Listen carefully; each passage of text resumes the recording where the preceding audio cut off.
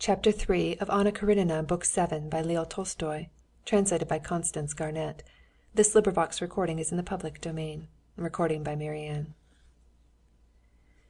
Levin had on this visit to town seen a great deal of his old friend at the university, Professor Katavasov, whom he had not seen since his marriage. He liked in Katavasov the clearness and simplicity of his conception of life. Levin thought that the clearness of Katavasov's conception of life was due to the poverty of his nature. Katavasov thought that the disconnectedness of Levin's ideas was due to his lack of intellectual discipline. But Levin enjoyed Katavasov's clearness, and Katavasov enjoyed the abundance of Levin's untrained ideas, and they liked to meet and to discuss. Levin had read Katavasov some parts of his book, and he had liked them. On the previous day Katavasov had met Levin at a public lecture, and told him that the celebrated Metrov, whose article Levin had so much liked, was in Moscow, that he had been much interested by what Katavasov had told him about Levin's work, and that he was coming to see him tomorrow at 11, and would be very glad to make Levin's acquaintance. "You're positively a reformed character, I'm glad to see," said Katavasov, meeting Levin in the little drawing‐room. "I heard the bell and thought, impossible that he can be here at the exact time. Well, what do you say to the Montenegrins now? They're a race of warriors." "Why, what's happened?" asked Levin. Katavasov in a few words told him the last piece of news from the war, and going into his study introduced Levin to a short, thick-set man of pleasant appearance. This was Metrov. The conversation touched for a brief space on politics, and on how recent events were looking at the higher spheres in Petersburg. Metrov repeated a saying that had reached him through a most trustworthy source, reported as having been uttered on this subject by the Tsar and one of the ministers. Katavasov had heard also on excellent authority that the Tsar had said something quite different.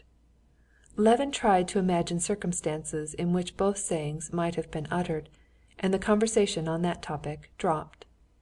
"Yes, here he's written almost a book on the natural conditions of the laborer in relation to the land," said Katavasov.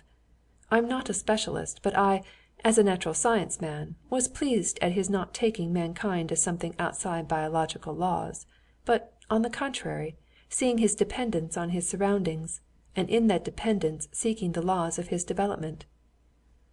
"That's very interesting," said Metrov.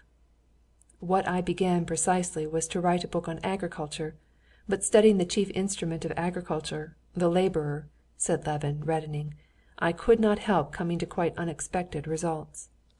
And Levin began carefully, as it were feeling his ground, to expound his views.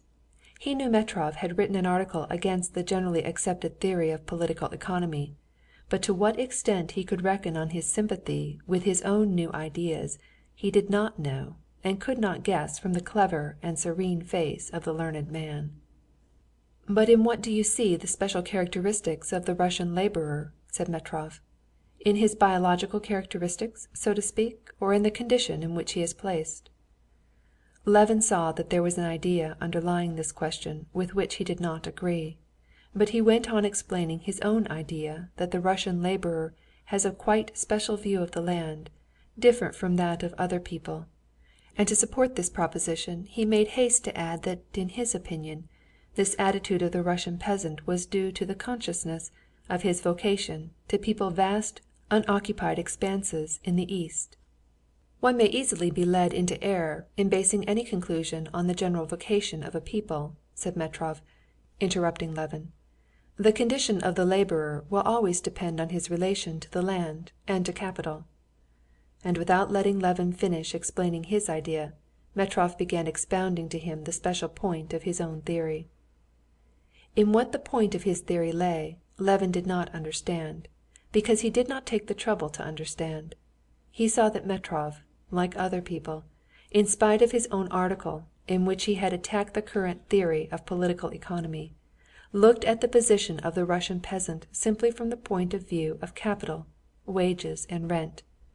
He would indeed have been obliged to admit that in the eastern, much the larger, part of Russia rent was as yet nil, for that 9/10 of the 80 millions of the Russian peasants' wages took the form simply of food provided for themselves, and that capital does not so far exist except in the form of the most primitive tools.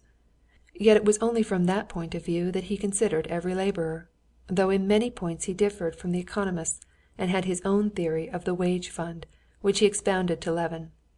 Levin listened reluctantly, and at first made objections. He would have liked to interrupt Metrov, to explain his own thought, which in his opinion would have rendered further exposition of Metrov's theories superfluous. But later on, feeling convinced that they looked at the matter differently, that they could never understand one another, he did not even oppose his statements, but simply listened. Although what Metrov was saying was by now utterly devoid of interest for him, yet he experienced a certain satisfaction in listening to him. It flattered his vanity that such a learned man should explain his ideas to him so eagerly, with such intensity and confidence in Levin's understanding of the subject, sometimes with a mere hint referring him to a whole aspect of the subject.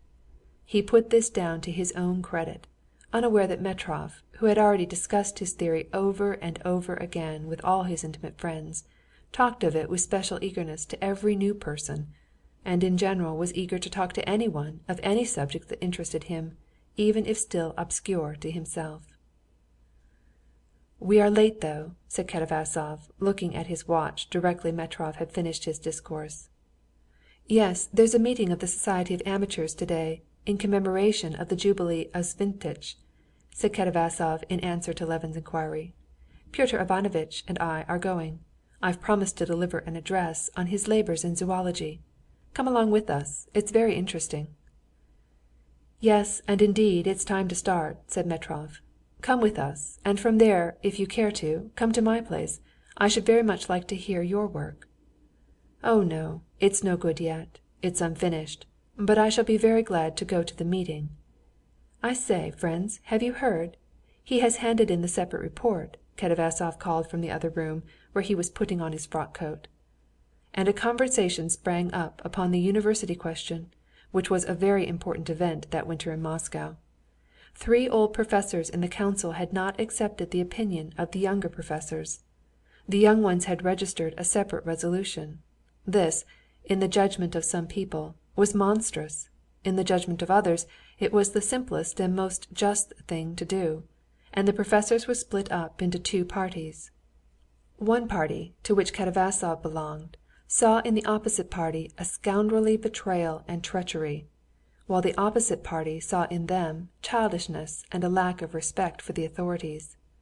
Levin, though he did not belong to the university, had several times already during his stay in Moscow heard and talked about this matter, and had his own opinion on the subject. He took part in the conversation that was continued in the street, as they all 3 walked to the buildings of the old university. The meeting had already begun.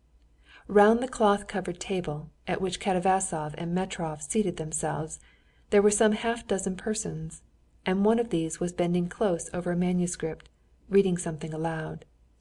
Levin sat down in one of the empty chairs that were standing round the table, and in a whisper asked a student sitting near what was being read. The student, eyeing Levin with displeasure, said, "Biography." Though Levin was not interested in the biography, he could not help listening, and learned some new and interesting facts about the life of the distinguished man of science. When the reader had finished, the chairman thanked him and read some verses of the poet Ment sent him on the Jubilee, and said a few words by way of thanks to the poet. Then Katavasov, in his loud, ringing voice, read his address on the scientific labors of the man whose Jubilee was being kept. When Katavasov had finished, Levin looked at his watch, saw it was past 1, and thought that there would not be time before the concert to read Metrov his book, and indeed, he did not now care to do so. During the reading he had thought over their conversation. He saw distinctly now that though Metrov's ideas might perhaps have value, his own ideas had a value too, and their ideas could only be made clear and lead to something if each worked separately in his chosen path, and that nothing would be gained by putting their ideas together. And having made up his mind to refuse Metrov's invitation, Levin went up to him at the end of the meeting. Metrov introduced Levin to the chairman, with whom he was talking of the political news. Metrov told the chairman what he had already told Levin, and Levin made the same remark on his news that he had already made that morning, but for the sake of variety he expressed